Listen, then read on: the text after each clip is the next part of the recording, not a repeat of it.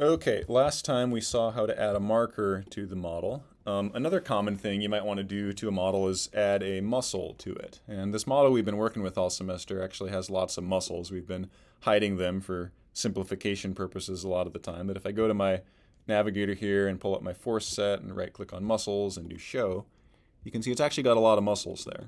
Right? Now it's got some of the muscles of the lower limb. It doesn't have all of them, and you can see it doesn't have any upper body muscles. And so there might be situations where you'd be using a model like this for a certain research question where you don't need any muscles, or where this particular set of muscles is sufficient for your application. There might be situations where you wanted fewer muscles or different muscles, or adding muscles. Subtracting muscles is easy. You go to your model here and you go to your force set, and the muscles are at the top here. They're defined as Millard 2012 equilibrium muscles. That's just a particular type of a muscle model that OpenSim has available in it. There's lots of different types of muscle models it has in it with different bells and whistles and details, but this is just a common type of a hill-based muscle model.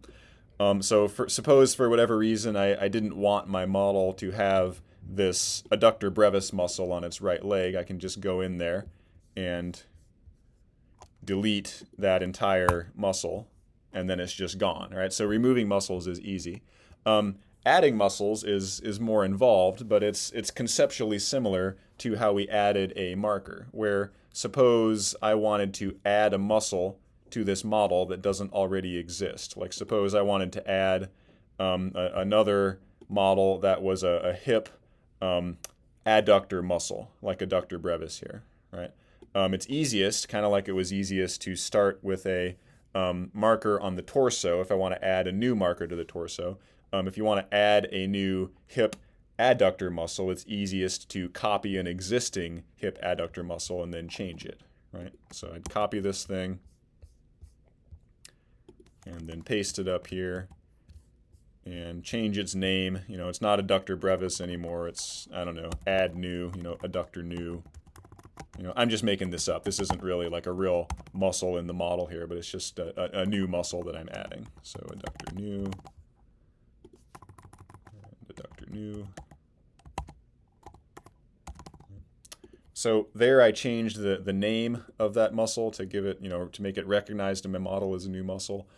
Here under this geometry path, that's where it's setting the relationship between the kinematics of the skeleton and the kinematics of the model. And what is that exactly? Well, let's go here under my muscles and just show that one particular muscle that I copied, that adductor brevis.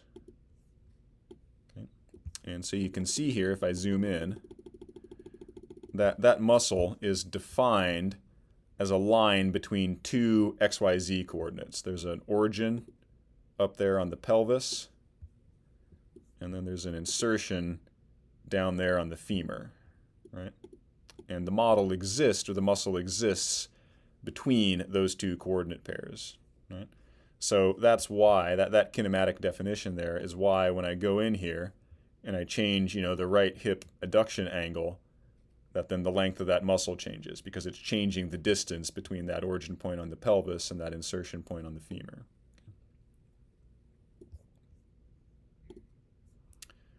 So for my new muscle, unless I want it to be like a literal geometric copy of my old muscle, which is not the case, I'd typically want to be, changing it geometrically to represent a different muscle. It would be similar to adjusting the coordinates in the marker. You would go in here and adjust the coordinates of the origin point for that muscle and the insertion point for that muscle, right? And this particular muscle had only 2 points there. You're not restricted to having muscles defined by like a straight line between 2 points. You can make it a curved line, for example, that exists between 3 points or 4 points or many points. You can define which frame you want those points to exist on, like which frame you want them to translate with. You can define particular shapes on the skeleton that prevent the muscle from passing through the skeleton, and have it wrap around that shape when the muscle contacts it. So OpenSim has quite a few options here and flexibility on defining like complex geometries for these muscles. But if you wanted to add a muscle, that would be the starting point. Copy an existing muscle, ideally one that's kind of functionally similar to the muscle that you want to add, and then changing its geometry here to accurately represent that muscle, typically from like, you know, some paper that you can find that gives you some reference to start there on like geometrically, where does that muscle insert, where does it attach, how does it wrap around the skeleton there. If you scroll the rest of the way down there, then that's also where it's got some other properties of the muscle defined. And these things typically have fairly intuitive names to them, like max isometric force. I probably wouldn't want to copy that existing force of some other muscle already in the model. I'd want to find a reference that gives me a value that I could use for the max isometric force specifically for this new muscle that I'm adding. And same thing there for optimal fiber length and tendon slack length and pennation angle. I'd want to go through here and personalize kind of average values for those parameters for that particular muscle. And again, typically those references are just going to give you a starting point. To get the muscle to actually work well and behave well in your model, you might have to make some adjustments there. But you'd typically be looking at references in the literature to find like at least starting points for muscle-specific parameters for these parameter values that you have to specify for this muscle. You can see other things down here, like here it's got a force length curve defined. That's the shape of this muscle's force length curve for its fibers, and it's got some parameters there. Sometimes you might personalize that to a specific muscle. Other times you might just use like a generic shape for that for all your muscles.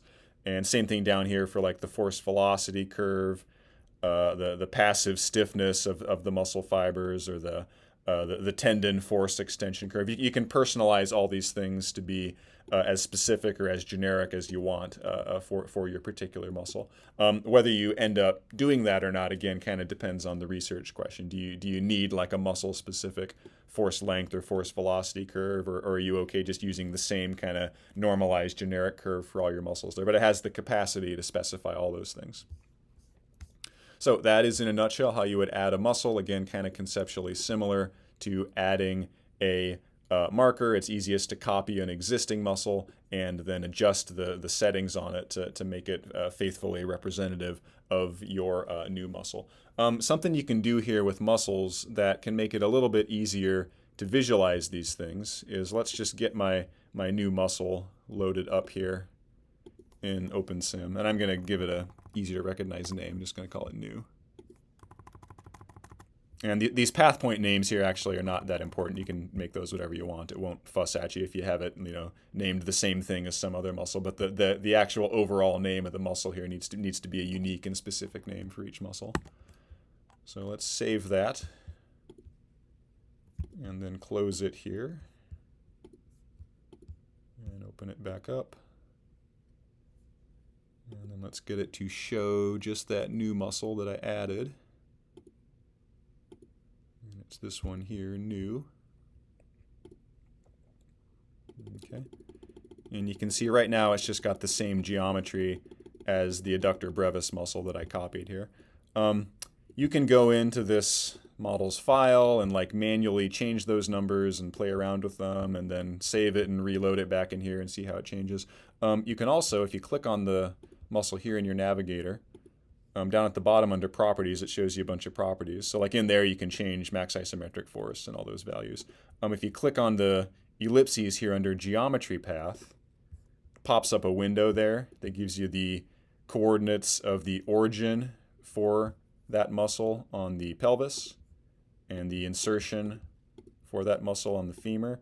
And in here you can manually change these numbers and then it'll update it here in the graphics window. Like if I change the y value to be instead of negative 0.094 on the origin to negative 0.15, then you can see it'll move it down there. Right? Now that's not a good spot to probably originate that muscle. It's out in space and not attached to the skeleton, but then you can play around with that and move it around and get it to be in different spots there. I don't think there's a way to like like grab it and graphically like move it around with your pointer, but you can adjust it by just changing the numbers around here.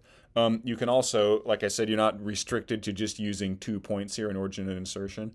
You can add additional points, and there's probably some finite limit to it eventually, but I've seen muscles that have like 10 different points here that define the path here that they wrap around the skeleton. So you can add a point here if you want, and you can tell it where you want it. Should it go before the first point or after the second or between them? Let's put one in between here. And you can see there it's kind of subtle, hard to see, but if I zoom in, you can see it added a third point in the middle there that's like equidistant between my first 2 points.